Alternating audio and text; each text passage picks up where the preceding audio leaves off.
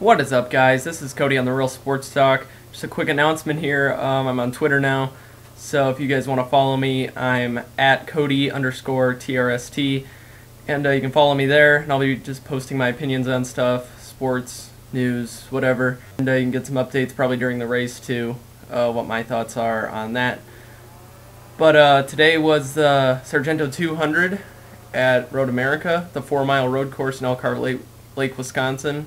And normally Truck Series driver Nelson Piquet Jr. From Brazil takes the win there, and that's a great win for him.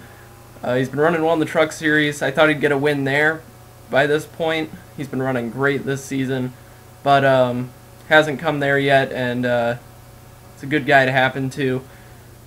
There were really some strange strategies early, just because guys wanted to get away from the chaos that is the tight road course racing, where guys just happen to get into each other and stuff happens, and so they just want to kind of stay clean early, have open space, just kind of log laps, and that was happening. Guys pitted like on lap 1, and then guys were pitting like every other lap from there on out. So the field was kind of spread out for large portions of the race because it was a 4-mile road course, as I said, so you can pit without losing a lap, of course, in that long of a road course. Because often on these courses it's one lane, one tight lane with multiple speeds, and the passing is just not easy.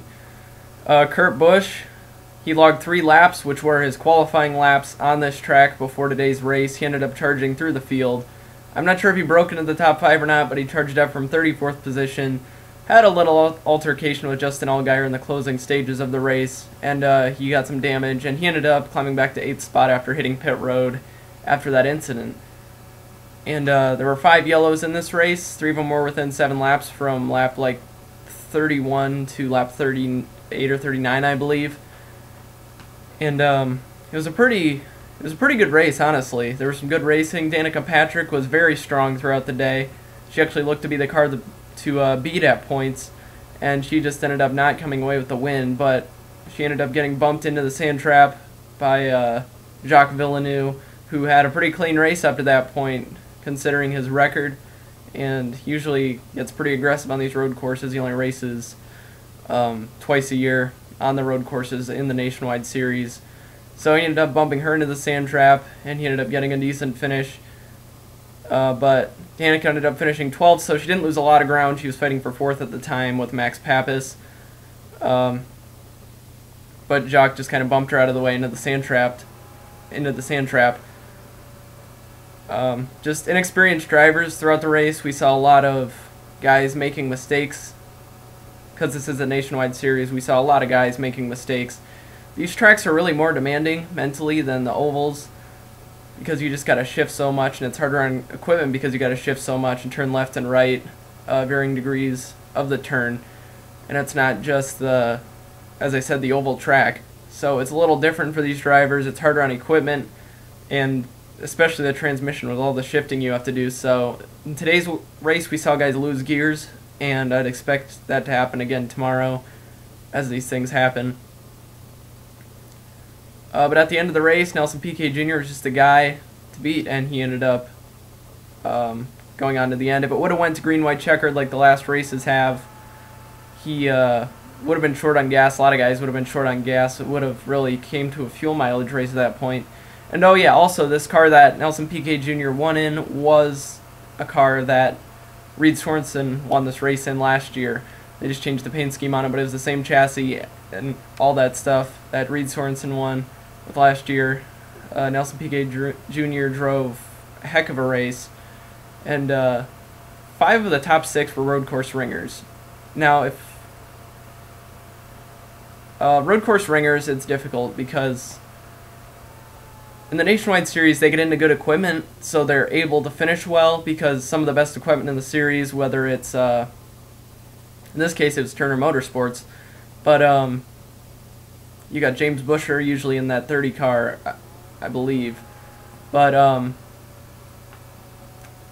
anyway, you have guys that, like Penske and Gibbs, guys that aren't racing for points anyway in the Drivers' Championship, so they can put a road course specialist in that race car for the race. So you see guys more successful in the Nationwide Series than in the Cup Series.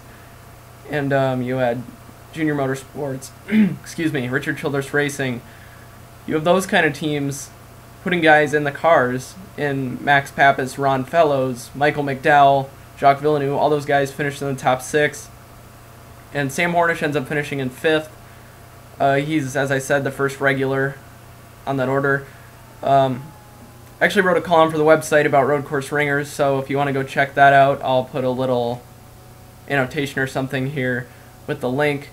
So just kind of my thoughts on whether road course ringers still belong in NASCAR, if they still have a place. You can go check that out.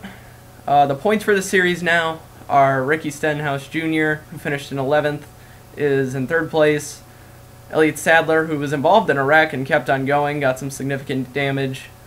He ends up in the points lead after this race, 11 points over Austin Dillon, who lost a gear early in the race and was just kind of coasting around.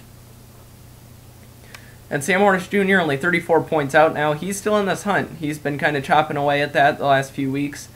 He's been very consistent, and look out for Sam Hornish Jr. to make some noise as we move toward the end of the late stretches of the season and toward the championship. The Toyota Sigmar 350 at Sonoma. It's a 2-mile road course, and it's known for its hairpin or paperclip corner toward the end. And road course ringers are going to be something that we'll see on the track. They won't be, as I said, contending as in the Nationwide Series race, but we'll see them on the track. You'll see some new faces and some new cars. Among those are Boris Said, Robbie Gordon, Scott Speed, those kind of guys. Robbie Gordon's making his first start in the series since March, and as I said, they probably won't make a huge impact in the series. Now, Marcus Ambrose is starting on the pole with Jeff Gordon on the outside pole. Ambrose is really the guy people are penning in as the guy to beat in this race.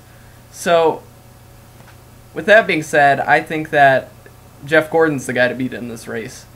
Ambrose is going to contend for the win. I agree with that full-heartedly. He'll probably lead a lot of laps. But I think when it comes down to it, Jeff Gordon needs this win right now. And he's a great road course racer. He, I believe, has 9 wins on road courses. That's the most any active driver has.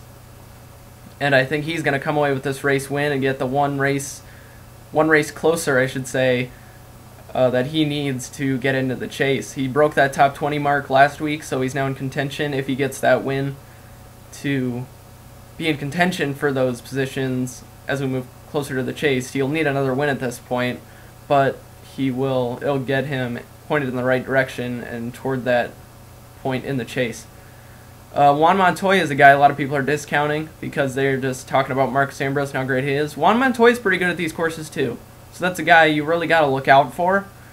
And he's won on road courses in the past as well. So, as I said, that's a guy you got to look out for, even though he's not having the greatest of seasons. He's had some strong runs, he's got the equipment, and he's happy with where the team's going. Him and Jamie McMurray are. So that's something to look out for. And also another guy to look out for is Kyle Busch. This guy's been running decent the last few weeks. He has good equipment, we know that. He's still in the championship hunt, even though he's had the engine trouble the last few weeks. If his engine holds together and they get that figured out, Kyle Busch is a guy who's won on road course races in the past too, and he's a guy that can definitely contend for the win. A guy that a lot of people were looking toward at the start of this weekend, Tony Stewart, he ends up qualifying in 24th, so he's going to have a lot of work to do running up through that field. And maybe he can play some strategy early, as we saw in this race. There's going to be room for that. Guys are just kind of getting out on their own and probably just wanting to log laps. We might see some aggression late with tight with the tight lanes on the racetrack. There's just not a lot of spots to pass on these road courses. There's only a few spots where you really can pass cleanly. So we might see some guys moving each other out of the way, getting a little aggressive, and we could just see some exciting racing, especially toward the end of this race, as we saw at Road America today. A guy that I think can really surprise some people, maybe not win the race, but he's going to run pretty well, I think, is Kurt Busch. And he won this race last year, and I think he has the equipment. This is a race where I think driver can really make up for that difference in equipment. And we see Kurt Busch has some decent equipment. He's had some times where he's running the top 10 this season, and he's run very consistently, but he's just kind of gotten off the path and spun out and things of that nature. So I think Kurt Busch can be a guy, if you're looking for an underdog or someone for your fantasy NASCAR team that is going to be cheap. Kurt Busch is a guy that is a good pick, I think, and as is Juan Montoya for a cheap pick if you need that in your fantasy league. So I'll have a post-race video for you here. Check out our new website, and as I said, I wrote a column on there. Check out that and the rest of them, and you can follow me on Twitter at Cody_TRST. I'm out. See ya.